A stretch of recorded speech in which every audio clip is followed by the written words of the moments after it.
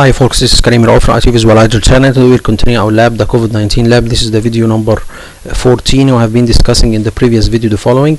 We have been discussing if you are planning to deploy Windows 10 operating system in your environment, so you need to have a general look on the minimal hardware requirement for the Windows 10. So we have said that the minimal hardware requirements, it's not the hardware requirements that you need to focus on, because minimal hardware requirements will give you very poor performance. So you need to have more focus on the optimal hardware requirements for Windows 10. We have seen that the minimal hardware requirements begins from processor 2 GHz, and you can work with 2 GB of RAM, I think, or 2 GB of RAM, and you can 4 GB of RAM. So you have a processor of 2 GHz and 4 GB of RAM, and to have 100 GB of hard disk, normal SATA hard disk. Okay, this is the minimal requirement, and it will not give you a good performance. So the optimal is to have processor iCore 3 and up, so you can have iCore 4 and 5 and maybe 4 and 5, iCore 3, 5, 7 for example, and it is better to be the last generation. So you can have iCore 5 8th generation. There is now the 9th, and there is also introduced the 10th generation of the processors, and you need to have a RAM of 4 GB of RAM if you are intending to install Windows 10 32-bit operating system. But if it is 64-bit operating system Windows 10, so you need to have at least, or the optimal to be 16 GB. As I have said before, you can make it less than that, so it can be 8. This is good amount of RAM. It will give you a good performance. And you need to have a hard disk to be solid state hard disk or NVMe hard disk. This will give you the optimal performance, because the Windows 10 has very large hardware activity, especially on the hard disk, okay, and the RAM of course. So you need to have a good amount of RAM and a good amount of or a quality or a better quality of the hard disk. So the SSD and the NVMe hard disk will be the good choice, and it should be more than 128 GB, and I prefer it to be 250, because the recommended Microsoft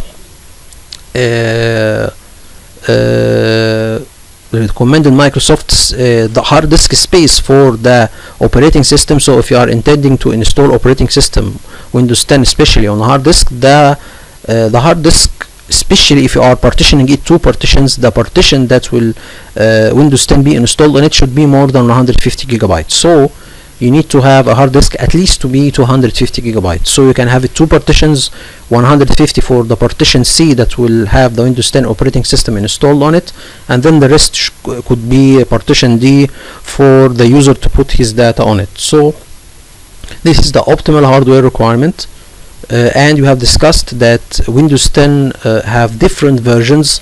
It has began or it was introduced 2015, and the first version was Windows 10 version 15.07, and then we have now about 12 versions of Windows 10.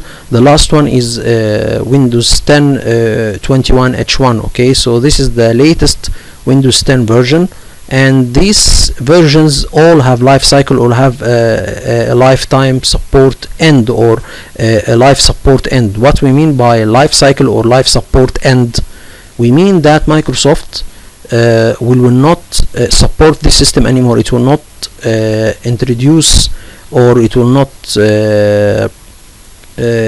create security updates for this system, or to create system updates. So if you can say to make system updates, for example, okay. So for example, we know that Windows XP was expired from a long time ago, so Microsoft doesn't have any security updates for this system or any system improvements to this system. And also Windows 7 have the same thing. It was retired recently, so Windows 7 doesn't have any security updates anymore, or any system update improvements anymore. And the same happens for Windows 10 versions. So Windows 10 versions have about 12 versions, about let's say about 9 of these versions are retired. Okay, so only 3 versions are working now. It is beginning, or the beginning, from Windows 10 1909, and then Windows 10 2004, and then Windows 10 I think Windows 10 20H2 and Windows 10 21H1. Okay, so all these four versions are the now working versions, or still supported by Microsoft. So for example, Windows 10 version 15.07, it is not supported anymore. And as I said before, the introduction of Windows 10 operating system was from the year 2015. So when you are intending to deploy Windows 10 in your environment, you need to take care of the hardware requirement, to have the optimal hardware requirement to see the life cycle when this system will be retired, or when this system will have his life cycle ended, when the time that Microsoft will stop providing security updates and system improvement updates for this Windows 10 version. Okay, and we recommend, or I recommend, Microsoft recommend to have, if you have a production environment in working in a domain or working in a large environment, the best Windows 10 operating system to deploy, it is Windows 10 Enterprise, because it is custom and it is created to work in large environments. Okay, so you have so you think about the hardware requirement, you think about the life cycle, you think about the version of or the version, or I don't mean the version of Windows 10, I mean the type of Windows 10. So there is a lot of types of Windows 10. There is Windows 10 Enterprise, there is Windows 10 Pro, there is Windows 10 Essentials. So you need, or Windows 10 Basic, I don't know. So you need to choose the type of Windows and the version of Windows. Okay, so you need to look at both, okay, and look at their life cycles as well. So I have recommended for you, or I recommend to use a special type of Windows called Windows 10 LTSC Enterprise, and we have discussed its features and benefits. We have said that it is have a larger life cycle, so its life cycle will end 2024, and it has an extended life cycle of 2012 or 2029. So it has a larger life cycle, and there is a lot of things stripped from this version. So for example, you don't have Windows Store, you don't have Windows Store, you don't have Cortana, you don't have Edge, you don't have or this version only accepts security updates and doesn't accept feature updates. We have discussed why this version is good, because it doesn't have Windows Store, because I don't need users to go to the Windows Store and install programs I don't approve. It is something Windows Store is something like Google Store. Okay, and we have the Cortana removed, and I said before, Cortana takes a lot of the RAM, so when you are removing it from the system, it makes it more lighter and faster. And as for the Edge previously it was not a good browser, and it was a good thing to remove it from Windows 10, but now I recommend you all to download it. Okay, and as I said before, it is you can download the Windows Edge separately. So if it is not included with the Windows, you can go to the Microsoft website and download the Microsoft Edge. Okay, and as for the last feature, it accepts only security updates. Okay, and security updates, it is updates to fix security bugs or security issues with the Windows 10. As for the feature updates, it is updates that upgrade the Windows version from one version to another version. So for example, if you have Windows 10 version 15.07 and you need to for example upgrade it to version 15.11, so you need to download something called feature update to upgrade it from one version to another. So one of the good things that Windows 10 LTSC doesn't accept, it doesn't accept feature updates, so you cannot upgrade it from one version to another. Okay, so this is a good thing, because most of the feature updates recently from Microsoft makes a lot of errors and a lot of bugs. Okay, so this version will not be updated to any other version. Okay, so this is the good thing. And by the way, every 2 years there is another version of Windows 10 LTSC introduced. So you can, for example, get Windows 10 LTSC Enterprise 2019 version, for example 17.05 or 17.09, and after 2 years it will be introduced Windows 10 LTSC Enterprise 2019, for example 2004. So you can upgrade, or you can see this version, or you can see Windows 10 LTSC version with a lot of versions introduced, but recently, or not recently, after some time. So it is not published with the Windows 10 Enterprise or the normal Windows 10 Enterprise. Anyway, you have discussed this thing, and then we have created a virtual machine and installed Windows 10 LTSC on it and joined it to the domain, and then we have copied the group policy templates of Windows 10 LTSC and added it to the Active Directory group policy center store location, so we can be able to manage the Windows 10 LTSC Enterprise, because the group policy, or the default group policy on the server, it is designed to deal with the Windows 10 Enterprise normal one. As for the Enterprise LTSC, maybe there is some differences in the group policies, so I need to get the group policy templates of the Windows 10 Enterprise and add it to the Active Directory group policy central store location. And then we have joined another machine, which is Windows 10 Enterprise 20H2. We have joined it to the domain, and then we make a comparison between the two and see the differences between the two, Windows 10 LTSC Enterprise 2019 and Windows 10 Enterprise 20H2.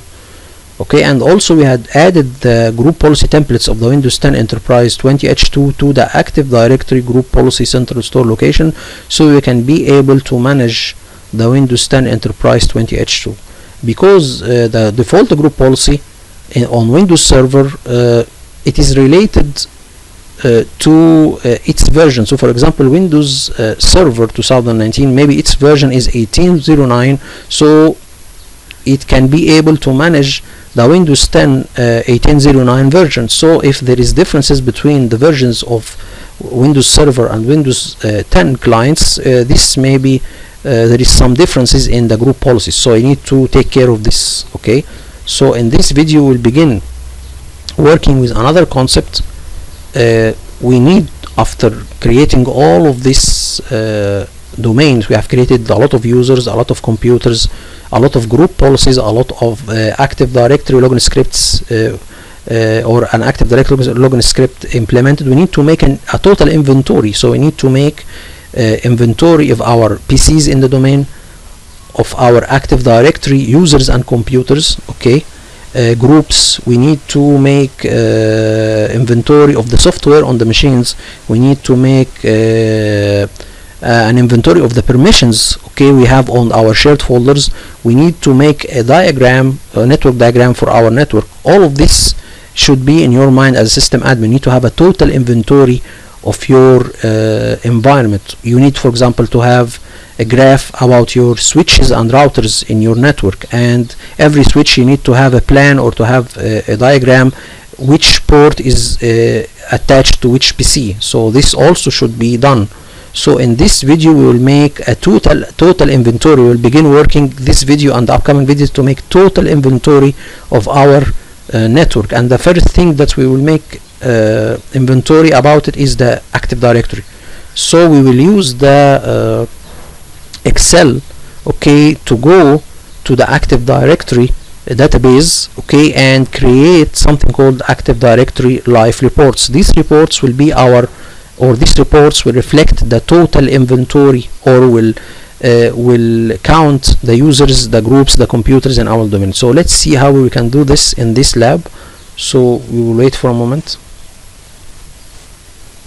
So let's continue, guys. Here we will begin working with making something called Active Directory Live Reports.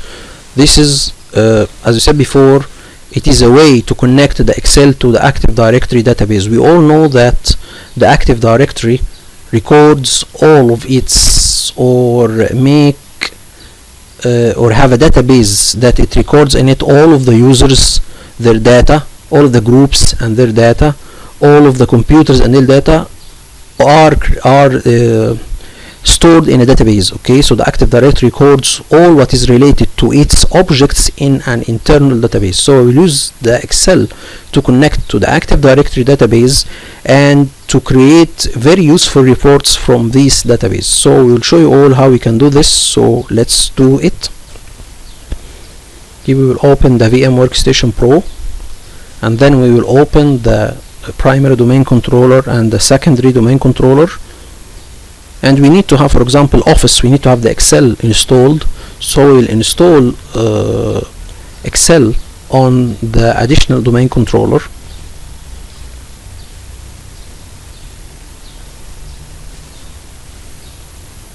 So here first we will what I'm doing here, I am having every workstation, I adding some folders to be shared with the workstations or the virtual machines I have. So I have two workstations that have joined the domain. I need to have a folder on my laptop to be shared with these two virtual machines. So here I am adding a couple of folders to be shared with these virtual machines. Okay, so I am adding some folders so I can take from my laptop and put, or take data from my laptop and put it on these two virtual machines. Okay, so you can go to the options, then to shared folders, and then share a folder from your laptop to this virtual machine. So now I am having 3 folders to be shared. Okay, just because if I need some sources or some program sources or some documentation, I need it to be shared with my virtual machine. So this is something to ease the process. Okay, so here we are adding a couple of folders all on my laptop. I will add it to my first virtual machine and my second virtual machine. We will do the same process. So we'll go to edit virtual machines, go to options, and then go to shared folders. These are shared folders between my laptop and my virtual machine, okay, or my host and my guest. So here we'll tell him next, browse, and then we will have these folders, next. So we'll add another folder. Okay, so here we can see that I have some folders that I call it sources or important CD images. So this folder contains a lot of important ISO images or DVDs that I have some programs included in it. So here I am adding 3 folders.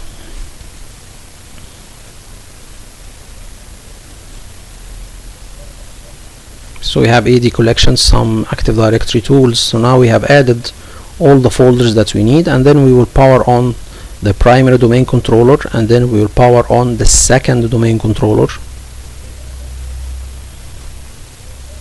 So now we have our primary domain controller up and running, and then we will have our secondary domain controller. We need to power on the virtual machine. Okay, and then here you go, we need to log into our additional domain controller with, this is the welcome message or the warning message when entering my domain, and then, or our domain. Then we will click OK and access the server with my domain admin account.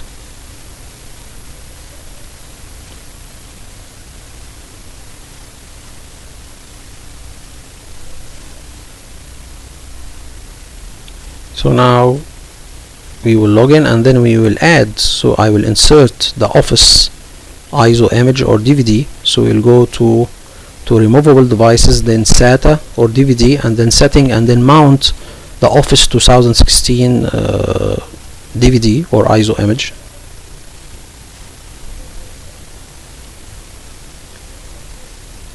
So here I have an ISO image of the Office. Okay,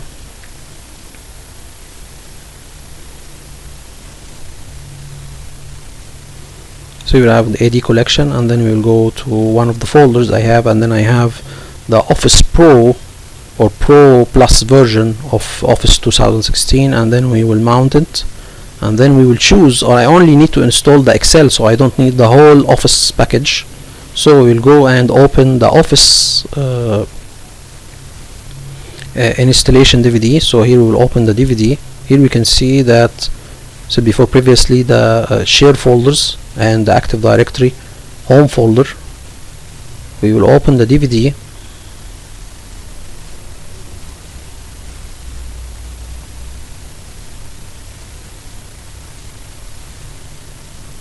and then it will get, we need to tell him to install Microsoft Office Plus Professional or Office Professional Plus 2016, and then we will choose to install only the Excel. Continue.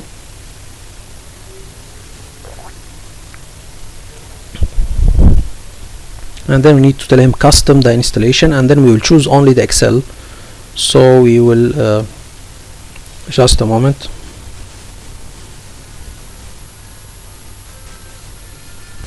So let's continue, guys. Now we will begin, or we will choose only to install the Excel. We will disable or we will not install the rest of the Office package. So here we are just make it not available, just choosing this option. So we will force, or this will let the Office only install the Excel. So we will make the Excel only the available one, and all of the rest is not available. And then tell him install now.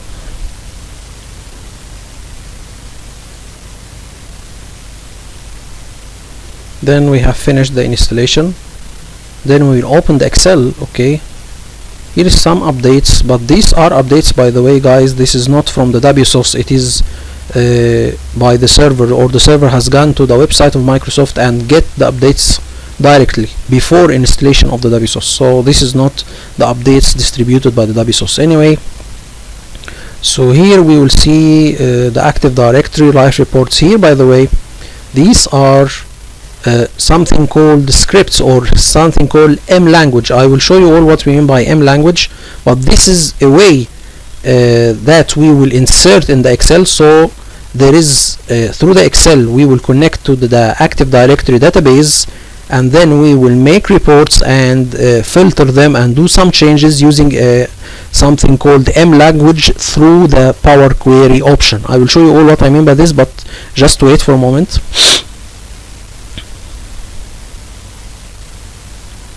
So here now we will open the Excel.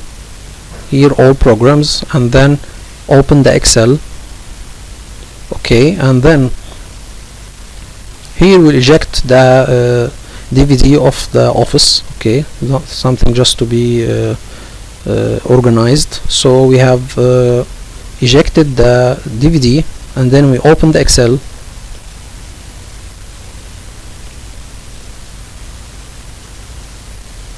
And then here we will make a folder and we'll name it Total Inventory. So this folder will contain all of our network inventory. We will make a lot of inventory types. So we will make Active Directory inventory, which will contain reports by all of the objects in the Active Directory, the users, the computers, the groups. Okay, so this is the Active Directory inventory.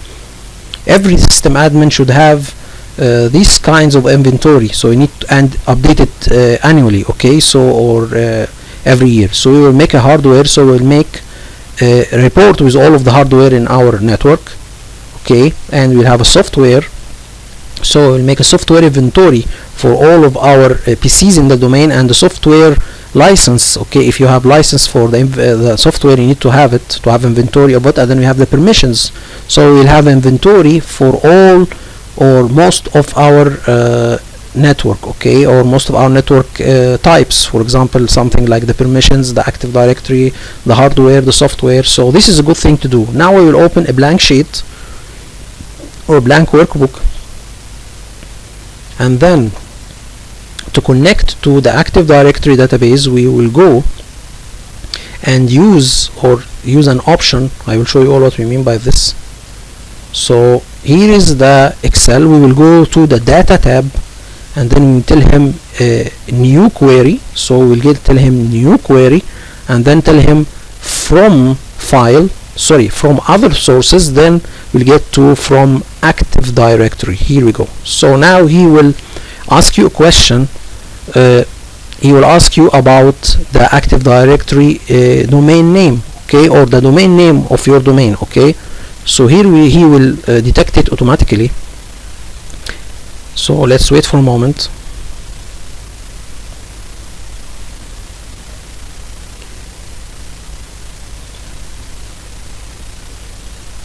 Here there is some performance issues, but anyway, we will wait for a moment, and then we will maximize the window, and then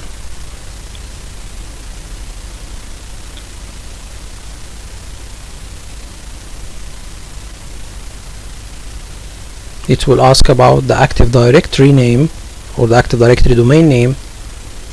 So it will be patient0.internal. This is the domain. Okay, he have detected it automatically, and then he will ask to log into the database with a username and the password, and he will detect your current credentials, which is the domain admin credentials, the username and the password. Tell him connect, and then he will get you, or he will dive, or he will go to the Active Directory internal database. Okay, so we will choose the Active Directory database and then tell him to make a connection. So here this is the database, and this it's organized something like tables. So this is the Active Directory database. So we will tell him, or we will stop on it, or we will select it and tell him load to,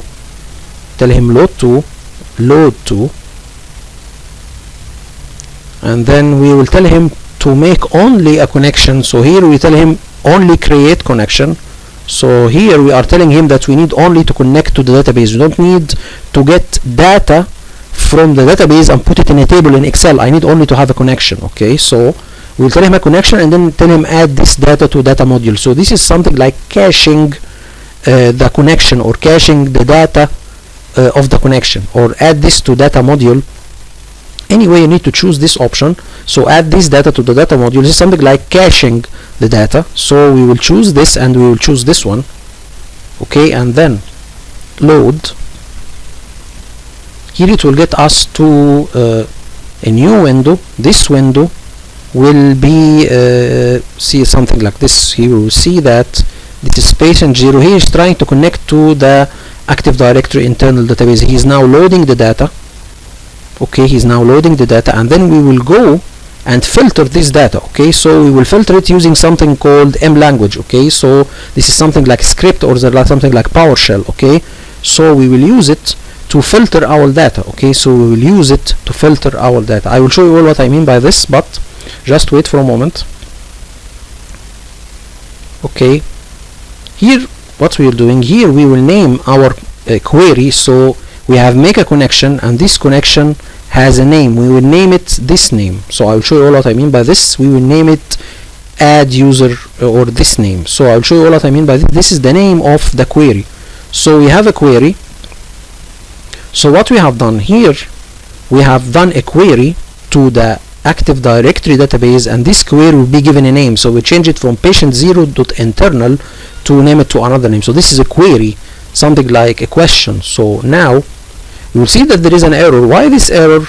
Because the data is so huge. It is about 4,000 users, but if you have less numbers, it will work. And this is a virtual machine that doesn't have a lot of hardware, so maybe this is a problem related to the hardware, but anyway it will work. Okay, I have tried it in my production environment. It works very fine. I have about 100 users.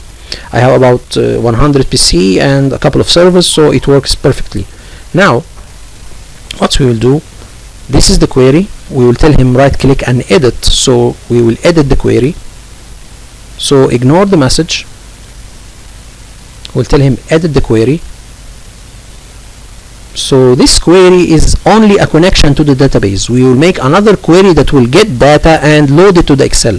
So here we will edit. I will show you all the data and how it will appear.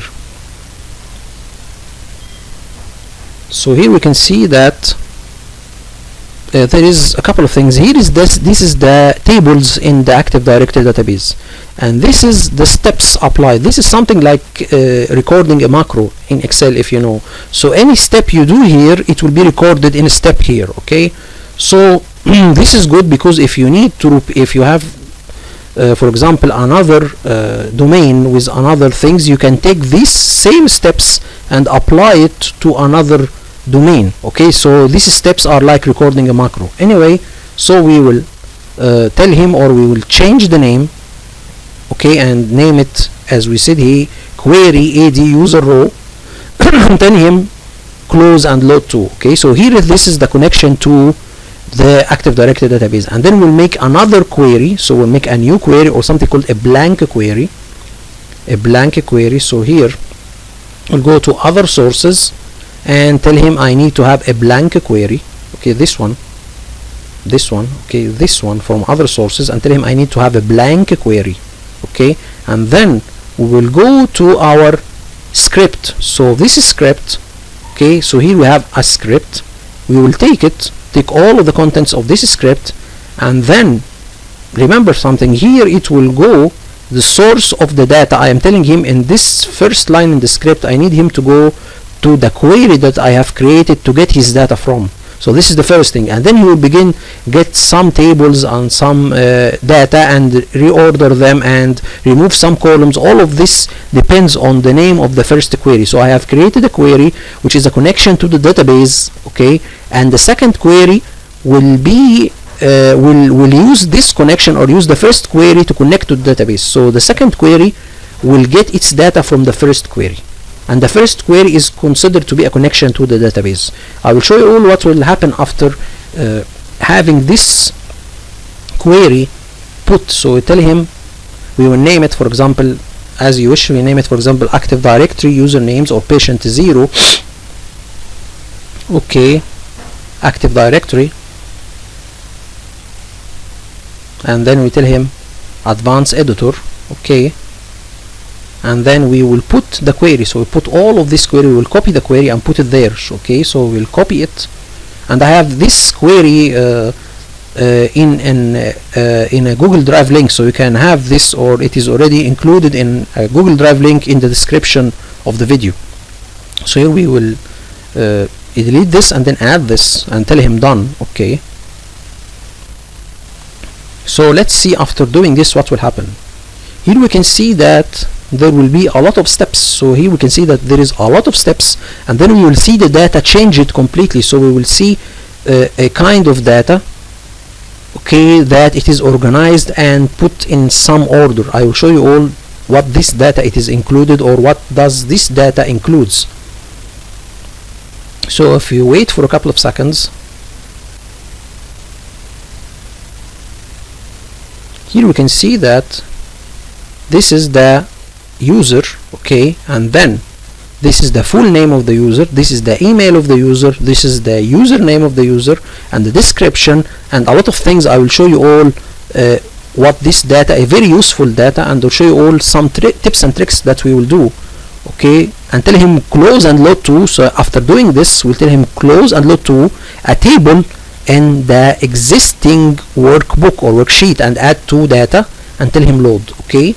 After that, all of your data will appear in the Excel. So this is a query that will get data from the connection of the first query and then put it here, okay. So I can show you all this kind of data. Let me show you all an example. So let's go and show you the data. Yeah, this was from my Marvel lab, but let me show you all the data here. So here you go. This is one for the Active Directory users. Let me show you all. So here it will tell you that I need to connect to the Active Directory database, okay. So actually here I am not in a domain, so I will cancel it, but this is cancel this like this, and then we will go. He tell you cannot connect to the Active Directory because I am now not an Active Directory. But let's see the data. Here we can see that we have the display name. This is for the Marvel domain. I have a display name for a user called Thor. We all know Thor, and this is his full name, Thor Odysseus, and then we have the username Thor, and then we have the description if there is, and then the account creation, okay. So all of this are done using the script that I have used. So let's see here, let me show you all what I mean by this. So this is the script that we have used, okay, and gives us a lot of data. It manipulates the data and give you the data that I am showing you now. So here what I am doing here, I am having the account creation date, so it was created 2019 17 or 17th of I think number 9 means 17th of August maybe, and the last user login. So here we can see that also the last user login, when the last time the user has logged in, okay. This is a useful information. If you need to know when the last time the user have logged in, this can be used from here. And then we have something called login since day. So here this is the last login in dates, okay, on the date, in day and months and year, but here it is in days. So he will give you, for example, that this user, for example here, the administrator, okay, has logged in the last time at 17/9, and he logged in since 8 days, okay, since 8 days. So he has logged into the chain from 8 days ago. So here he is, what he is doing, he is now, for example, you are now at 21 of January, for example. He will calculate, or he will calculate the date, the current date, and he will minus it from the last user login date. So for example, if we are now, you have last logged in on Sunday and now you are Tuesday, so he will give you, you have 3 days, you didn't last login since 3 days. So this is good. He will give you how much days that you have did not log in, okay. So this is login since day what, and then the expire date. So this is the expire date of your password. So for example, here is a password that will expire in 14/12 or 14 of January, okay, and this, it is in date format and this in days. So here you have how much time left until your password is finished. 80 days, okay. Why 80 days? Because we have a password policy that every Active Directory password should expire after 80 days.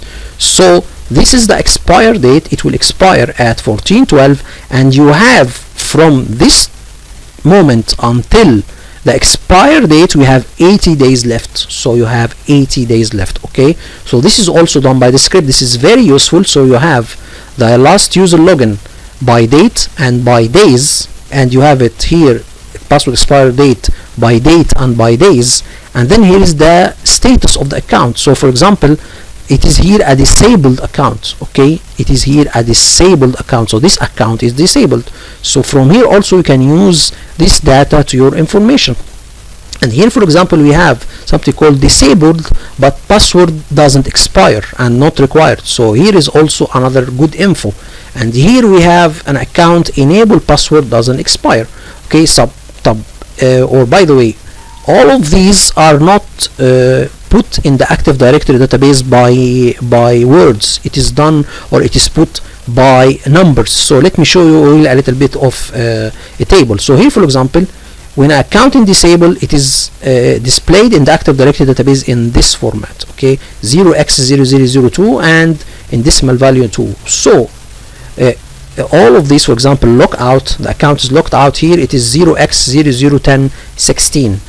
Password can't change this number. So what I have done in the script something to replace the numbers by the description or by words. So for example, here, if in our table, let's go here, if this in our table disabled account, let's show you all here the number of it in our table. So disabled account should be 0x0202. So here I am telling him in the script to replace this value by this value, okay. So here we have something called disable account. A normal account, this is a normal account, it is not it is not disabled and its password will expire, okay. So this is a normal account. Here we have a normal account, but he have the option of password doesn't expire. So let's see who is this user. This user is Tony Stark. So Tony Stark have a password and it doesn't expire. So he's the IT, but this is not correct. So enable password doesn't expire. So this is not good. So we'll have something like this. Let me show you all something here. Enable password doesn't expire. So this is very good to know. So this is all useful information to know. The status of the account, the password expiry date, the password expire date in days, the login since day, and user last login, and account creation, and then we have the organization, your government, your address, your mobile, okay, your telephone number, and then the place of this user. So all of this information is very, very, very useful, and all of this is done using the Active Directory, or using the Excel that will connect to the database of the Active Directory. So please guys, can you hold a moment? So let's continue guys. Here what we will do, This is for the users, but what about the computers? Okay, so we need to have also a report to have the computers in our domain listed. So what we will do, again, let me show you all what we will do. We will open an Excel sheet like this, and then we will tell him to have a blank sheet, and then data, then to have a new query. So here we will get data, and then from other sources, and then to have a blank query, and then we will go and have our computer script. So this is a script. Here I will copy and paste it. Let me show you all where we'll do this. So here, this is the query, and then we tell him advanced editor. Okay, we will get all of this, delete it, and then we will go and copy this script. Okay, but we need to change the domain here. So this is transformers.local. You need to change the Active Directory domain from transformers.local to the name of your domain. So here it will be patient0.internal. So we will Control C, and then we'll make it like this, Control V, and then tell him done. Okay, here there is an error because actually it is not, he will not see the domain, and you need to specify the credentials. Okay, but he will take them automatically, and you'll tell him close and load to. So here we will tell him close and load to a table here in the Excel sheet. So after doing this, you will have something of a report like this one. Let me show you all what we will do. Here is the report of the computers. So if you open the computers here, we'll have something like this. Okay, so here we will have the computer name, the operating system on this computer, and then the version of the operating system, and then when it was created or when it has joined the domain, and then the location of it. Okay, so we'll have something like this one. Okay, we have all of the PCs that have joined the domain, and when they have joined the domain, okay, and the distinguished name or where they are located, in which organization unit in the Active Directory. So this is also for the computers.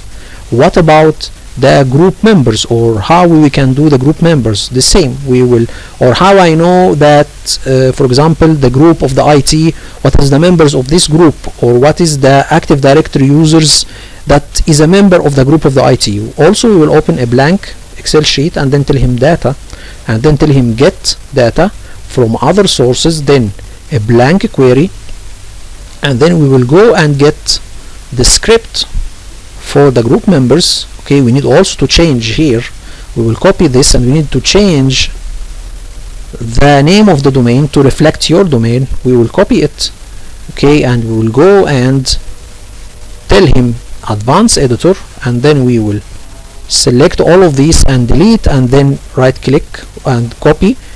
Remember to change the domain and tell him done. Okay, and then after that tell him close and load to a table in the existing workbook, okay, or Excel sheet. So you tell him in a table on a new Excel sheet or a new this sheet, you will get a report something like this. Let me show you all also the things that you will get, the group members. So here this is a report. Here let me show you all, this is the report. Here we can see that, let me close this. Here we can see that administrators group, here we have the administrators group, we have domain admins is a member of this group, enterprise admins are a member of this group. So we have the group name, and then we have the username. So we have what is here, this is the group name, okay, and the domain admins is a member of this group, and we have enterprise admins are a member of this group, okay, and administrator is a member of this group.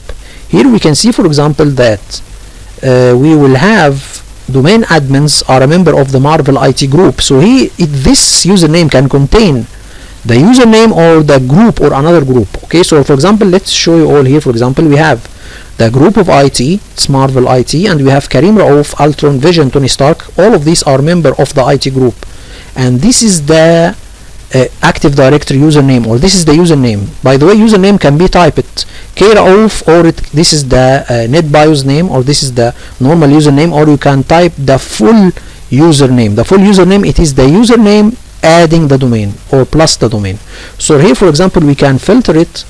For example, we can tell him that I need, for example, to get only, for example, the the IT members. So here for example let's go and have the IT. Here we can see that we have the IT, it is filtered. Okay, so I have the members of the group of IT, or I can change any group and filter it. For example X-Men, let's go there, and here we can see that this is the X-Men group, this is the members. Okay, and this are the usernames. And if you know about a pivot table, you can do it in something like this. So here we can see that we will have this is the group, and then this is a count. So you can see here for example that domain admins, okay, are here. Let's see that one here means that, for example, let me show you that Karim Raouf, this is a user, and let me go there and show you all. If means one here, this means that it is a member of the IT group, something like X. Okay, remove the one and put X. So here I have the username and the group, it is in the column side, and then I have an X, okay, that marks the user to a certain group. So here we have all of the users. So for example let's get Tony Stark. So here's Tony Stark. We need to know in which group he is a member of. So let's go there, go there, go there. Okay, here you can see that is number one. Number one here means that, or X, it means he is a Marvel IT.